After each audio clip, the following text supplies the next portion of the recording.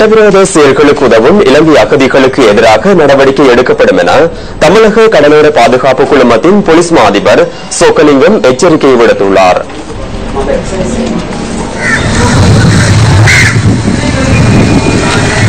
மண்டபம் அகதி முகாமில் உள்ள இலங்கையர்களை நேற்று சந்தித்த போதே அவர் இந்த எச்சரிக்கையை விடுத்ததாக ராமேஸ்வரத்தில் உள்ள ஒரு செய்தியாளர் கூறினார். இலங்கை அகதிகள் எதிர்நோக்கி வருகின்ற பிரச்சினைகள் குறித்தும் கேட்டறிந்த தமிழக கடலோர குழுமத்தின் போலீஸ் மா அதிபர் இந்த பிரச்சினைகளுக்கு விரைவில் தீர்வு வழங்கப்படும் எனவும் உறுதியளித்துள்ளார். இந்த சந்திப்பில் மத்திய மற்றும் மாநில உளவு பிரிவு அதிகாரிகளும் கலந்து கொண்டிருந்தனர். மண்டபம் அகதி முகாம்களில் சமூக விரோத செயற்பாடுகளும் தேச விரோத செயல்களும் அதிகரித்துள்ளதாகவும் இதன்போது சுட்டிக்காட்டப்பட்டுள்ளது. இலங்கையிலிருந்து சட்டவிரோதமாக தமிழகத்தை சென்றடைவோருக்கு முகாம்களில் அடைக்கலம் வழங்கப்படக்கூடாது என இலங்கை அகதிகளுக்கு ஆலோசனை வழங்கப்பட்டுள்ளது.